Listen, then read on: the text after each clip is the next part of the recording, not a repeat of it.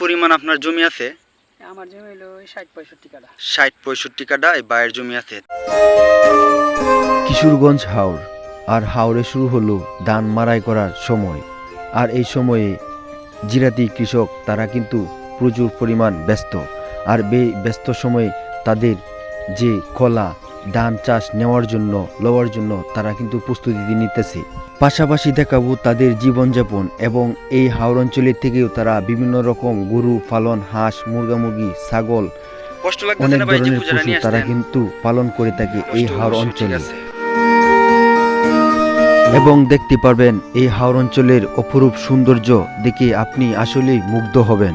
এই যে গলাগুলি দেখতেছেন, এই গলাগুলির কিন্তু আপনার কিছুদিন পর তাদের যে দাওয়া বা হাওরের যে দাওয়াগুলি কিন্তু লাগবো। আর তারা সেই ক্ষেত্রে তারা খোলা চাইতেছে, সামনে সব কিছু দেখাবো, অবশ্যই সাথে থাকবেন। এবং পাশাপাশি কি আপনার দেখেন, এরা কিন্তু আপনার গৃহস্থী কার্য করে, গরু পালন করে, এবং কি হাঁস, মুরগি দেখছেন কতগুলো মুরগি কিন্তু তারা পালন করতেছে। সবগুলো কিন্তু মুরগি আছে, এই যে বাচ্চাগুলি প্রচুর পরিমাণ কিন্তু তারা মুরগি পালন করে এই হিসাবে। আর এই যে পাশে দেখতেছেন, এটা কিন্তু তারা ধান লওয়ার জন্য বা ধান মাড়াই করার জন্য একটা কলা তৈরি করছে। এই যে কলাটা দেখতেছেন পুরাটাই কিন্তু তারা সাফ করছে, কারণ হাওর অঞ্চলে তো তারা অনেক পরিমাণ জমি, তারা আড়া জমি কিন্তু তারা চাষাবাদ করে থাকে, যে জন্য কিন্তু এই পুরোটা কলা কিন্তু তাদের লাগবে।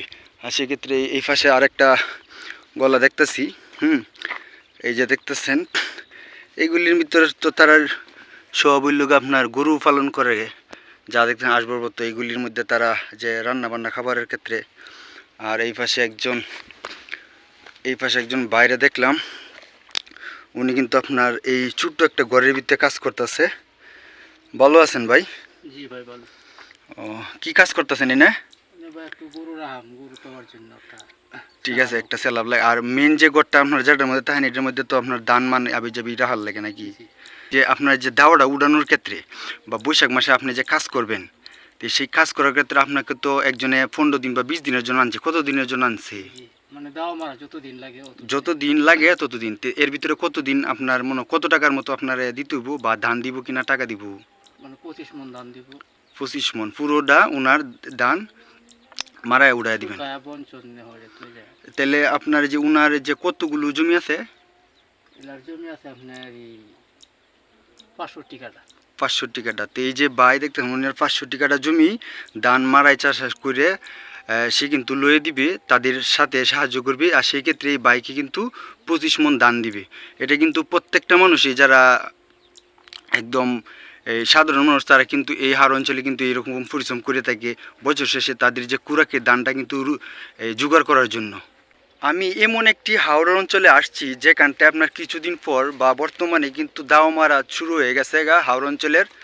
প্রচুর পরিমাণ দাওয়া কিন্তু তারা লাগবে। তো সেই ক্ষেত্রে তাদের যে প্রিপারেশন এই দাওয়ামারি নেওয়ার ক্ষেত্রে বা ধান চাষাবাদ সব কিছু সম্পূর্ণ করার ক্ষেত্রে এই ভিডিওর মাধ্যমে অবশ্যই আপনারা দেখতে পারবেন। আর ভিডিওটির সাথে থাকেন, এবং যারা আমার চ্যানেলে নতুন দেখেন অবশ্যই আমার চ্যানেলটি সাবস্ক্রাইব করে রাখবেন। এবং আপনার যদি ভিডিওটি ভালো লাগে অবশ্যই লাইক কমেন্ট করে শেয়ার করবেন। ধন্যবাদ। পুরো ভিডিওটি দেখেন।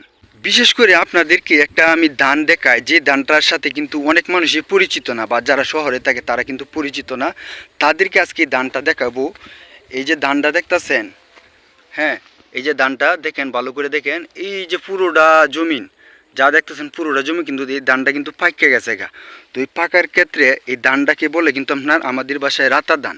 তো এই রাতা ধানের কিন্তু প্রচুর পরিমাণ মূল্য।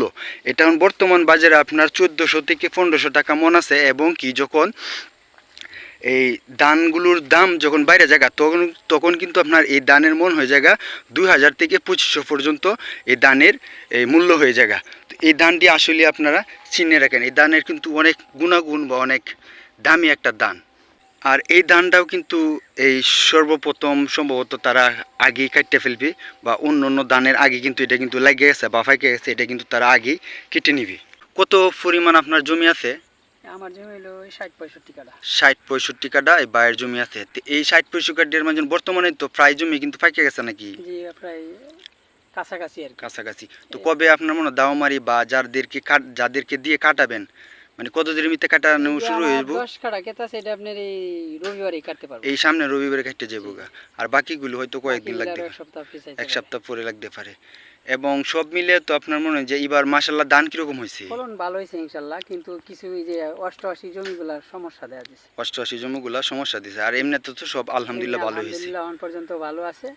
বাকি বা আল্লাহ। বাকিটা আল্লাহর ইচ্ছা, যদি গড়ে যতদিন পরে। হ্যাঁ, হাওড় অঞ্চলের একটা কথা আছে যে আপনার জমি করেন, এই জমির ধান যতদিন পর্যন্ত টাইলের মাধ্যমে না উড়াইতে পারবেন ততদিন এর কোনো মূল্য নাই। তো সেই ক্ষেত্রে আসলে কিন্তু যতদিন পরে টাইল না উঠেছে আল্লাহ তাআলা যতদিন ওর ঘরে না নিছে সেই ধানের আসলে কোনো মূল্য নাই। তো যাই হোক, এই ভাইয়ের সাথে কথা বলে অনেক ভালো লাগলো। ওনার যে জমিগুলি যদি পাশাপাশি, এই যে পাশে যে জমিটা, এই জমিটা কার? এই জমিটা আমার বড় ভাইয়ের, আর হ্যাঁ। পরেরটা আমার। এই যে ফাঁকাটা হয়েছে গা, এই ভাইয়ের জমি। এই যে যেটা কিনা আপনার যে রাতা ধান দেখালাম, এটা কিন্তু অনেক মূল্য একটা ধান। এই বাইরে কিন্তু এই রাতা ধান আপনি কতটুকু করছেন? 5 কাটা।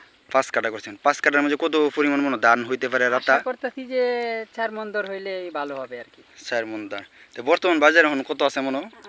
এটার রেট পড়ছে না, তবে আগের বার আনুমানিক 2500-2600 টাকা। আগের বার এই সিজনে মানে বৈশাখ মাসে বেচছেন? হ্যাঁ, বৈশাখ সিজনে বেচি 2500-2200। মাশাআল্লাহ। তাহলে এই যে দেখেন রাতা ধানের কতখানি মূল্য। আসলে রাতা ধান যারা করে যদি ঠিক মতন ফলন হয়, সেটার মধ্যে কিন্তু আপনার অনেক একটা গুণাগুণ বা দামের দিক দিয়ে। তো আমি পরিশ্রম করে অনেক দূর থেকে কিন্তু ভাই এই পূজাটা নিয়ে আসছি। দেখেন কত বড় একটি পূজা।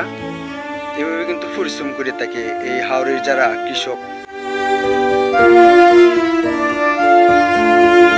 এই যে ঘাসগুলি দেখতেছেন যে গরুর খাওয়ানোর ক্ষেত্রে বা খাদ্যের ক্ষেত্রে, এটাকে সাইলে ঘাস বলে।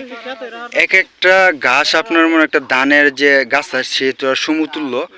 এই ভাই কিন্তু সেটা কেটে নিয়ে আসছে, অনেক পরিশ্রম। আসলে কিন্তু বাইকে দেখে বুঝতেছি অনেক পরিশ্রম করে কিন্তু আসছে ভাই। এত দূর থেকে একটা পূজা নিয়ে আসা আসলে অনেক কষ্টের। কষ্ট লাগতেছে না ভাই যে পূজাটা নিয়ে আসতেন? কষ্ট অবশ্যই, ঠিক আছে, পরিশ্রম। এই যে ভাই দেখলাম যে গামে আছে, একদম গেমে গেছে, এরকম সিস্টেমই।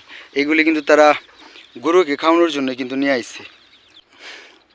আর বিশেষ করে এই ভাইয়ের যে আপনার গলাটা, যেটা কিনা জিরাতি দিয়ে যে গলা স্থাপনাগুলি, কিন্তু প্রত্যেকটা গলা সেম এরকম হয়ে থাকে।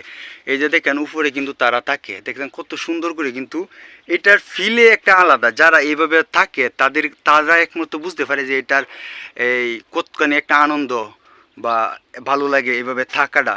এবং নিচে তো তারা গরু রাখে। আর পাশাপাশি তো যা দেখতেছেন সেম এরকমই, প্রত্যেকটা গলাতে কিন্তু যা দেখাইছি আপনাদেরকে সেম এরকমই। এইগুলি রান্না করে বর্তমানে তো আপডেট হয়ে গেছে গা, যে কারণে কিন্তু তারা গ্যাস ব্যবহার করে। আগে কিন্তু লাকড়ি চুলা ছিল, কাজের সাশ্রয় লাগে না, কাজের সাশ্রয়ের লাগে। এবং পাশাপাশি অন্য অন্য ছোটোখাটো আসবাবপত্র এগুলি কিন্তু তারা রাখছে। এই কলাটা রমজানের পর থেকেই মানে এই কলাটা মানে আস্তে আস্তে অল্প অল্প করতে করতে কিন্তু এই কলার কাজটা শেষ সম্পূর্ণ করছেন, ঠিক আছে না? তো এই কলাটার মাঝে কিন্তু তারা ধানগুলি লইব। এই যে বাইয়ের 65 কাঠা জমি, তো সব মিলে কিন্তু এই কলাটার মধ্যে কিন্তু তারা নিবে। আর দেখেন এই যে গলাটার বা গড়টার পাশে কিন্তু কত সুন্দর করে কিন্তু তারা আপনার লাউ চাষ করছে। হ্যাঁ, যেটা কি নামটা ফাতি লাউ বলি। কত সুন্দর করে কিন্তু হয়ে রয়েছে, দেখছেন অনেকগুলো লাউ। এটা কিন্তু তাদের যে কাঁচামালের ক্ষেত্রে কিন্তু এটা অনেকটা সাশ্রয়। আবার নিচে মিষ্টি কুমড়াও আছে। এই যে দেখেন মিষ্টি কুমড়াও আছে, এভাবে কিন্তু পাশাপাশি এই যে মিষ্টি কুমড়া আছে। আর এইগুলি কিন্তু তারা লাউ করছে। এই যে দেখেন ছাগল, অনেকগুলো ছাগল কিন্তু আছে তাদের, যে দেখলাম এই যে দেখেন কতগুলি ছাগল, হাঁস, মুরগি, ছাগল, গরু ইত্যাদি যা আছে যাবতীয় সব কিছু কিন্তু তারা পালতে পারে এই চরের মাধ্যমে, বা এই হাওরের যে চর সেই চরটার মধ্যে কিন্তু তারা এভাবে পালন করতেছে অনেকগুলি। কিন্তু দেখেন ছাগল, এই যে একটা ছাগল দেখতেছেন, এই ছাগলটা কিন্তু অনেক পুরনো একটা ছাগল। কিন্তু আমার এই যে ভাইয়ের মাধ্যমে জানতে পারলাম যে এই ছাগলটা অনেক লক্ষ্মীময় একটি ছাগল, যে ছাগলটি কিনা আপনার 4টা বাচ্চা দিয়ে থাকে প্রতি এই সিজনে বা প্রতি সময়েই। তো এটার কিন্তু আসলে কিন্তু অনেক একটা ভাগ্যবান বা অনেক একটা লক্ষ্মী বলবো, আমি বলবো যে ছাগলটা আসলে একটা লক্ষ্মী একটি ছাগল। লুক দিয়ে কাটান নাকি? না, আমরা মেশিনে কাটি। মেশিনে কাটেন? মেশিনে আপনার প্রতি কাটায় কত টাকা দিতে হয়? কাটায় যে যারা খাটে ওরা তো নেয় 550-20 এরকম, কিন্তু এই দালালের মাধ্যমে এ তো আর একটু বেশি নেয়। একটু বেশি নেয়। তাহলে বর্তমানে কত দাম লাগবো? আমরা দাম লাগবো 650-700। 650 প্রতি কাটাতে? হ্যাঁ, 700। আর দাওলুদে কাটায় দেখলে তো প্রায় 1000-এর মতো বা 1 মনের দানের মতো পুরে জায়গা। দাওলুদে কাটাইলে গেলে বন্ডা আয় একসাথে, আর কের একসাথে আয়। আর মেশিন দিয়ে কাটাইলে মেশিনের কের আবার নতুন করে উড়ানি লাগে। এইটা একটা আলাদা একটা কাটনি। ঠিক আছে, এই জন্য আর কি এরা একটু কম দামে ইয়ে করে। আর মানুষে তো এটা কাটতে আবার গলায় আনে, ঠিক আছে। আনার পরে সহজ হয়ে যায়, মানে হেঁটেও সহজ আছে, মানে লোক দিয়ে উড়ানি লাগে আর কি। আমাদের কিশোরগঞ্জের হাওরের যে সৌন্দর্য বা যা দেখবেন আপনি আসলে অবাক হবেন। এবং কি এই যে কৃষক বা যারা জিরাতি কাজ করে, জিরাতি জীবনযাপন করে, তাদের যে বিস্তারিত তাদের জীবনযাপন তুলে ধরলাম এই ভিডিওতে, তো অবশ্যই দেখেছেন। এবং পাশাপাশি এই হাওরের যে সৌন্দর্য সেটাও আপনাদেরকে দেখায়, দেখবেন আপনি আসলে মুগ্ধ হবেন, এতটাই সুন্দর আমাদের কিশোরগঞ্জ হাওর।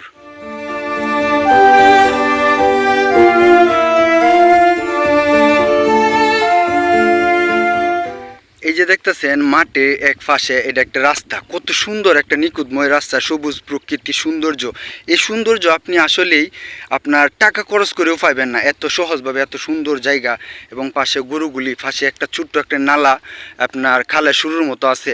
এই যে একটা প্রাকৃতিক সৌন্দর্য, পাশে আপনার কাঁচা ধান ফাঁকা ধান, এই যে প্রকৃতির একটা শান্তিময় সৌন্দর্য, এটা একমাত্র কিশোরগঞ্জ হাওরের মধ্যে পাওয়া যায় বা খুঁজে পাবেন। এবং পার্শ্ববর্তীতে ছোটো ছোটো নদী বয়ে গেছে। এই যে একটা সুন্দর যে লীলাভূমি, একমাত্র আমাদের কিশোরগঞ্জ হাওর অঞ্চল যেটা আছে এটার মধ্যেই পাওয়া যায়। যতটুকু আমি আমার কিশোরগঞ্জকে যতটুকু খুঁজে বের করে অবশ্যই আপনাদের মাঝে আমি উপস্থান করব। অবশ্যই আমাদের চ্যানেলের সাথে সাথে থাকবেন। এই যে দেখেন এইখানে আবার কতগুলি ছাগল বা গরু, তারা কিন্তু একসাথে ঘাস খাইতেছে। হ্যাঁ, এই যে দেখতেছেন একসাথে কতগুলো ছাগল দেখতেছেন। এই যে গহীন একটা হাওরের মধ্যে থাকেন আপনার, কিন্তু আশপাশে দেখলাম যে কোনো গলা নাই। তো সেই ক্ষেত্রে দুই গলায় বা আপনারা দুই ভাইয়ের যে গলা বা দুই ভাইয়ের জিরাতিত্ব বলেন, তো সেখান থেকে আপনাদের ভয় ভীতি করে না এই হাওরের অঞ্চলে থাকেন? আমরা থাকি ইনশাল্লাহ। ঠিক আছে, আল্লাহর উপরে সবাই বসে না। এমনিতে আর কোনো মানে ডাকাত বা চুর কোনো আক্রমণ হয় নাই? আক্রমণ হয় না, আর এই ভয়টা পায়ও না, এই যে আল্লাহর উপরে তাকল করি আর কি। ঠিক আছে। আর ওই মাঠটার ভিতরে ওইরকম হয় না কোনো সময়। এইবার একটা ঘটনা ঘটছে, তাও এই জঙ্গলটার কাছে। এই জঙ্গলটার কি নাম এটা বলে? রাংচার জঙ্গল, আগলপা। আচ্ছা, ও এই জঙ্গলটা বিশাল বড় জঙ্গল মনে না? হ্যাঁ। ও তো যদি সময় পাই এই জঙ্গলটা তো অবশ্যই একদিন যাইম।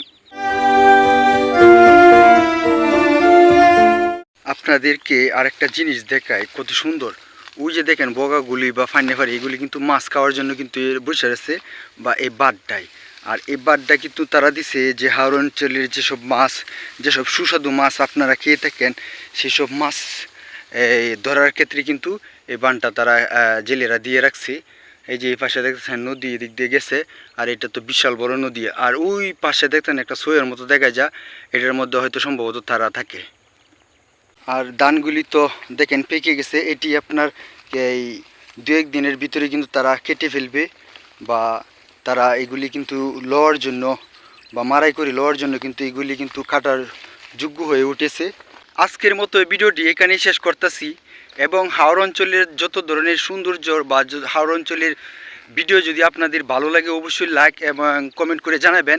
এবং পরবর্তীতে কোন ধরনের ভিডিও চান হাওর অঞ্চলের অবশ্যই আপনারা কমেন্ট বক্সে জানিয়ে যাবেন।